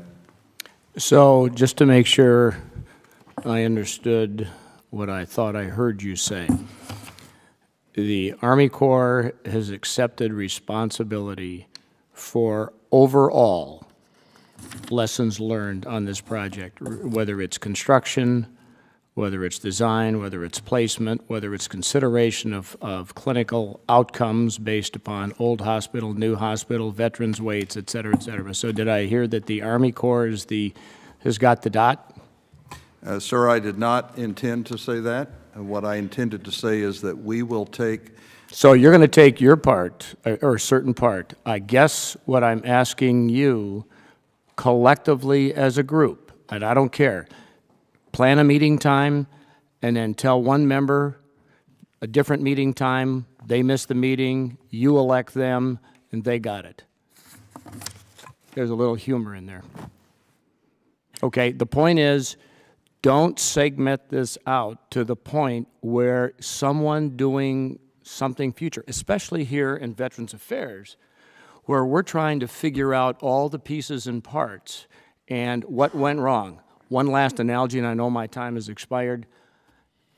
As a pilot, whenever there is an aviation incident, Think about how airplanes are pulled out of, in some cases, the depths of the ocean and reassembled.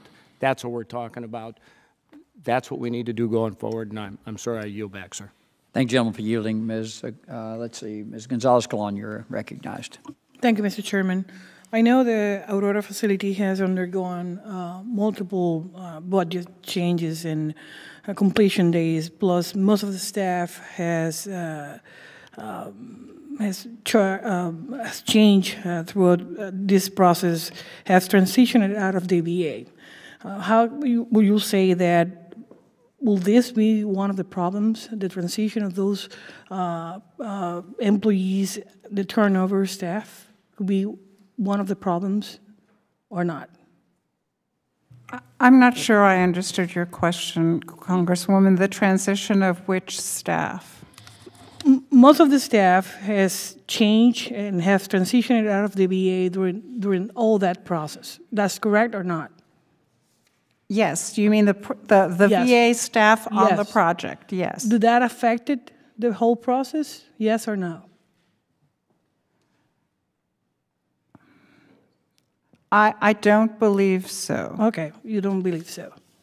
So you don't understand that the VA have a staff turnover on the facilities? The staff turnover on the project team was not that significant. I thought you were talking about the turn over to the Army Corps of Engineers, that transition. I'm not sure. That's why I asked for clarification. Within the VA, the project team was fairly consistent for So staff turnover was never a problem?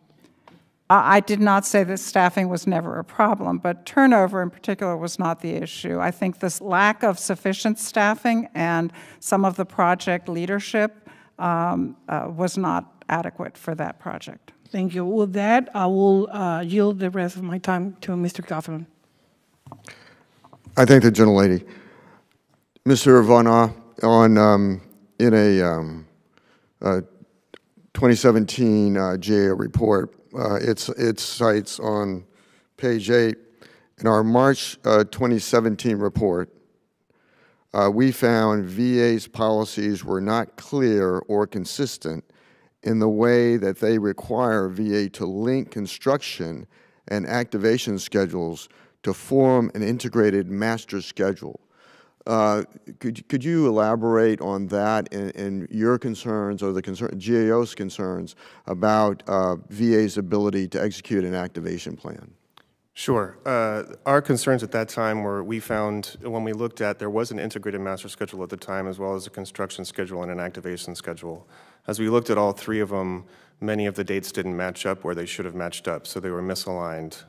We didn't have a huge amount of documentation regarding the activation schedule at that time, but just the fact that those dates misaligned was sort of the basis for our recommendation. When we looked back at VA's policies regarding that, it was not clear what should have been aligned or how these schedules should work together.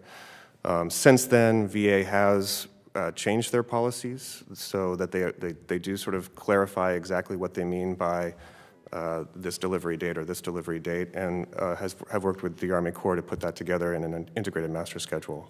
So at this time, we don't have significant concerns about their ability to do that going forward. Ms. Fiotis, when can you have a copy of your activation plan to this committee and to my office? Congressman, I'd have to ask my colleagues to answer that. I don't have the activation plan. Have you read the activation plan, Ms. Fiotis? I have not. Who can respond to that? Sir, yeah, we do have an activation plan. We can share that with the committee. When can you share it with the committee? This week, we have it. So. Okay. And Congressman, on that earlier comment, if I could, on the Human Resource Director, I misspoke. The individual is coming on in February. I believe, from what I've been told, the current acting is qualified. Mr. Vana, is that an issue that you all looked at? I'm sorry, what was the issue? Concerning the qualifications of the current acting human human resource person? The qualifications was not something we looked at, no. Okay. Mr. Chairman, I yield back. Thank you, gentleman, for yielding. Ms. Radewagen, you're recognized for 5 minutes. Thank you, Mr. Chairman. I, too, want to welcome the panel. I have a question for Ms. Fiotes. How was the allocation of beds and floor space in the new facility determined? I can't answer that question, Congresswoman. That design predates my arrival at the VA. Mr. Gigliotti, I have the same question for you. How was the allocation of beds and floor space in the new facility determined? I'm sorry, I don't know that either. The project was designed before I got to the my position. Thank you, Mr. Chairman. I yield back my time to Mr. Coffman. Thank you. Ms. Fiotes, when did you start working on, directly or indirectly, on this particular construction project? January of 2013. January 2013, and when were you given this essentially a promotion, albeit acting? I was asked to be acting and have been acting principal executive director since April of 2017. And whose place did you take in that position? Mr. Greg Giddens. Okay. I'm just, how can you, as a professional, I mean, you've either not answered or evaded a number of questions today that are very basic to this particular construction project. And so I'm just absolutely amazed at your lack of professionalism in not understanding the origins of this project and how you could assume leadership over something that you seem to go out of your way not to understand. Could you answer that? What was the question? Well, just tell me. I'm just stunned at your lack of knowledge on this project. That anything that occurred the day before you got there, somehow you don't know. It's difference between you're saying I'm not responsible for and I don't know.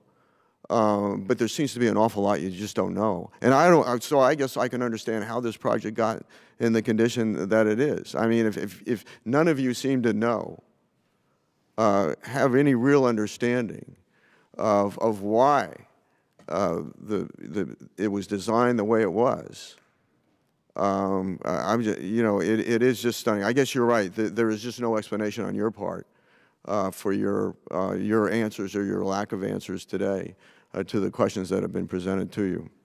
And so for the record, I would like an explanation on how we got to going from 60 beds to 34 beds.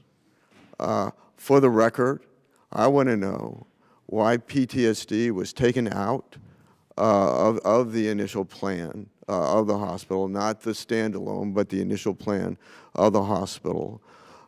For the record, I want to know when you all became aware that PAC teams would have to be left at the old hospital. And for the record, I want to know when you briefed Congress on all these facts.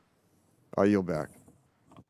Thank you, gentlemen, for yielding. I think everyone's had an opportunity. I'm going to have a second round because of the importance of this. We're going to limit the second round to a couple of minutes. And I will yield myself now 2 minutes of time. Let me just summarize what I think I've learned in this.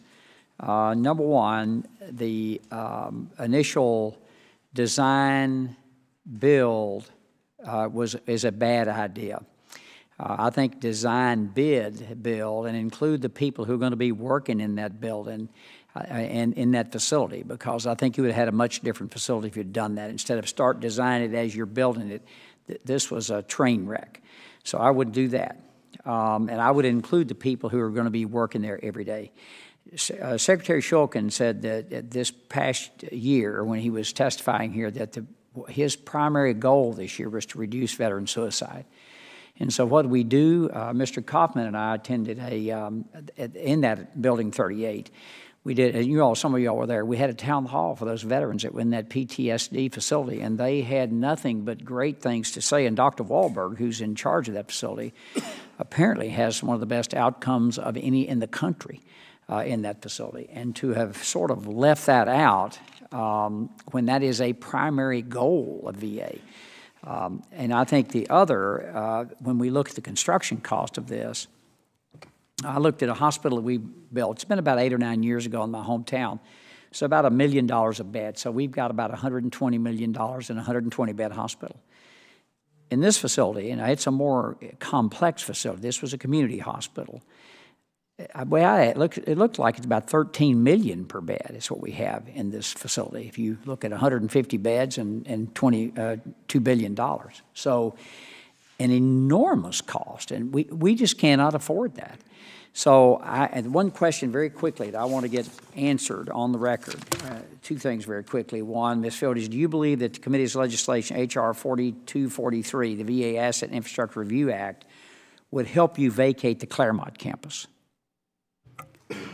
It would help in terms of raising the threshold for the minor construction. Yes, it would. And what about reinvesting the money back in the VA, not to the general fund? Absolutely, Mr. Chairman. Thank you. And Mr. Caldwell, very quickly, why do we have a second contractor who doesn't know anything about the building that's going to come into the building to finish up all these 300-plus minor things that are minimal things that have to be done? And we don't have a contractor yet. And we know the unemployment rate is very low in Denver. And we also know that the building trades have moved in these areas, for instance, Texas, and we're finding problems just getting sheetrock where we are at home now. And the cost has gone up for all this. I know the sheetrock's up 25% in our town, and we can't find anybody to put it up. So why are we not using the original contractor who knows all about this building, where every plug is, getting a second contractor we don't have and expect it to be done by August? Sir, there were several reasons that we made that decision. One is we thought it was important that we ensure the prime contractor, Kiewit Turner, focus on completing the work that they were responsible for. We did not want to distract them with beginning to add things to the job. In addition to that, the things— Let me interrupt you there. Isn't that what their job was, to do this, like the contract was laid out? I mean, maybe I'm confused. Well, not the added things. We're talking now about adding things to them, and the other factor was the cost associated with using that very large contractor and the general conditions cost that we're incurring on a daily basis for having that contractor on the project site. So the longer that we add, the more we add work to them, and the longer we extend them on the job, the more the government would be responsible for those general conditions, which are going to be or would have been much larger than they would be with this smaller contract. Well, are you confident that we can get somebody in here to do all those? Because you cannot open that building at 98%. Yes, sir. It's got to be 100%. Yes, sir. We have good confidence that we can do this. We're using an 8A, a small business firm, as our acquisition strategy. Permits us to go to a firm that has a proven track record that we can depend upon, and so we're confident that we can pull this together. Thank you. I now yield to Mr. Coffman. Thank you, Mr. Chairman. I think, first of all, that all the last 4 projects, to include this one, major construction hospital projects, the VA is in each project has been hundreds of millions of dollars over budget and years behind schedule. This just happens to be the worst, and unfortunately it's in my community. This project, I think, is an affront to the veterans who have made tremendous sacrifices in defense of our country in not getting the kind of state-of-the-art care that, given the fact that this hospital's so late in terms of its schedule, and is an affront to the taxpayers of the United States that have had to pay for this. And I can tell you, I'm very disappointed. You know, President Trump ran on the fact that he was going to clean up the Veterans Administration. I think he certainly made progress, but this is an area that's very critical. And I see no change. I see absolutely no change It is the same, those that have their fingerprints on this hospital, I mean, it's virtually the same bureaucratic incompetence and cultural corruption. And so I will ask Dr. Shulkin and ask the President to clean house. And that's what he should have done from day one, and it hasn't been done. I yield back. Thank you, gentleman, for yielding. General Bergman, you're recognized. Thank you, Mr. Chairman, and I'm just going to reiterate, we've got a chance here to not repeat history. And the only way we're going to do that is if we're not laying blame here. We're looking objectively at what occurred and what we do, all of the stakeholders, and someone does have to have the lead, by the way, whether it's the Army Corps or somebody else, someone, and I would suggest to you that should be within the VA. Okay, it's your business, it's your business. So please take for action the fact that this situation needs to be objectively looked at totally in such a way that those who would potentially in the future not have any clue what happened here can read about it, study it, and not repeat it. I yield back. Sir, I would add that we are taking the lead. We are the one that's going to consolidate them. But beyond consolidating them, to get back to the point that you made, one of the processes that were put in place is that at all of our stage gates on these projects, when we sit down with the Corps and do the reviews, that we positively review the lessons learned and record for the record how they're accomplished on this project, on the project of the future. So it's not, we are going to learn, and we're looking at that process that says, if this is what we learned here, how are we applying it on this project? And my project teams will record positively how they've evaluated that lessons learned in that future project. So then we will, at some point, as members of Congress or anyone else for that matter, be able to review what you all created. Yes, sir, you will. Very good. Thank you. Mr. Bergman, I would also just add that GAO is following up on all of our recommendations regarding this project and others that we've made over the years, and we have ongoing projects that also look at other aspects of VA's construction. Well, this is an opportunity for us to excel. I mean, truly, this is bad, but we can make it good for the second time. Thank you, sir. Thank you, gentlemen, for yielding back. And I want to thank our panel for being here today, and I want to thank you for touring us through the facility last week. It was very informative for me. And with that, I will yield to Mr. Waltz for any closing comments that he may have. Again, well, thank you all for being here, and thanks to the chairman. And maybe segueing from General Bergman, I think that starting several years ago under the leadership of then Chairman Miller and transitioning to Chairman Rowe, the ownership of this committee has started to change that, asking for things. I remember in 2015, we sat in this room, and that's when I was asking quite unrealistically, but out of frustration, that every change order should come to here, and we should sign off on it because we have ownership in it, and I was getting tired of being blamed for things that were outside of our ability to provide that oversight. So I think what the General is bringing up is a good point. I'd also like to say and recognize the leadership of Mr. Coffman. It is undeniable. He is a friend and a champion of veterans. His frustration is justified and understandable. I mentioned earlier we've been getting a little more feedback, but he's absolutely right. We had no idea on these PAC teams staying over there. That took us blindsided. It was unacceptable. That should be a lesson learned, and that frustration is real, and I thank him for continuing to hold all of us accountable on that piece. So we can get this thing through. The bottom line is improved care and access for our veterans. We can't let go. It's a continuing journey, not a destination. We're scheduled, I believe, for August 11th. I would again use General Bergman's references looking at game film, and as a Vikings fan, there is a hopefulness of what can happen, but there's a flip side to that coin. There are Saints fans out there that everything seemed certain, and it was not certain. So I would caution all of you, and I know you will not, raise those toasts to what has to be done. This system was broken. There is much more work to be done. Our focus in the short term is getting that facility up, functioning and getting quality care for our veterans. So I encourage all of you to continue on with that. You can rest assured that this committee, certainly under the leadership of Chairman Rowe and the doggedness of Mr. Coffman, isn't turning away on any of this. And with that, I yield back. I thank gentlemen for yielding. And in closing, I think you could sense from members up here a great frustration. I think what humanizes it, when Mr. Coffman and I sat down with those veterans in the PTSD unit and listened to their stories, I then left and went to Castle Rock with Mr. Bach and spoke to over 200, a standing room only crowd of veterans who were there, who'd served this country from Iraq and Afghanistan all the way through Vietnam and some even Korean War veterans that were there.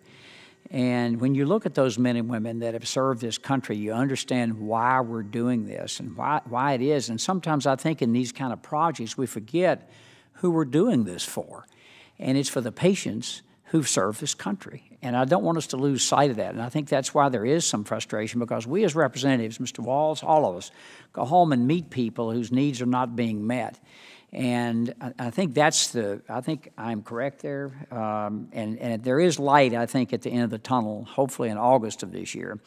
After planning this facility since the 1990s, we now have an end in sight. And it's a concrete goal, and I appreciate VA's willingness to set this goal. Transparency has not always been the operative principle. I think we've heard that over and over today. And as we have discussed this morning, many challenges persist, and meeting this activation schedule will by no means be easy. But the veterans have waited long enough, and this committee will keep a close eye on the activation process throughout the year. And I will also say that move, I have gone from an old hospital to a new medical center. I've made that transition where you move patients, and that will require a tremendous amount of planning on the hospital staff's part. I do not believe there was ever a time in the government or in the private sector when a 10-year, $1 billion hospitals were a workable model, much less a 10-year, $2 billion hospital. And the size of the capital need of the VA is enormous. I think it's $50 billion. And if we double it on everything, it'll be $100 billion. While Congress and this committee specifically have repeatedly demonstrated willingness to allocate resources, we'll never be able to solve the problem if we're not able to get value for the dollars we invest. Modern medicine is also increasingly agile, and flexible and adaptability are more important than ever. And I'm afraid VA's experience with this hospital design has demonstrated the risks of obsolescence. At the end of the day, I hope that all involved have learned lessons from the mistakes that were made and will carry those forward. Without a doubt, putting the Army Corps of Engineers in charge was the right response to the problem, and that we were confronted us in 2015. I'm encouraged by what the VA and the Corps have achieved working together. By taking over a construction project when it hit rock bottom is significantly different from managing it from the outset and preventing problems before they develop. Those are different challenges. It seems the Army Corps' involvement is necessary but not sufficient for its success, and we've heard some good testimony today about how we prevent these problems that have occurred in the past repeating themselves. A repeatable model incorporating the lessons learned must be developed and carried forward on future projects. Finally, we must all focus as much attention on stewardship of the property VA already has as on flashy new construction. I want to again thank you all for being here, and I will probably make, as Mr. Coffman will, another trip to Denver to see how this process is going, and hopefully get it on schedule and get it there and open it up and hand the keys to the medical people in August of this year. I ask unanimous consent that all members have 5 legislative days which to revise and extend their remarks. Without objection, so ordered. Meeting is adjourned. Well done. Thank you. Thanks, Mike. Thank you.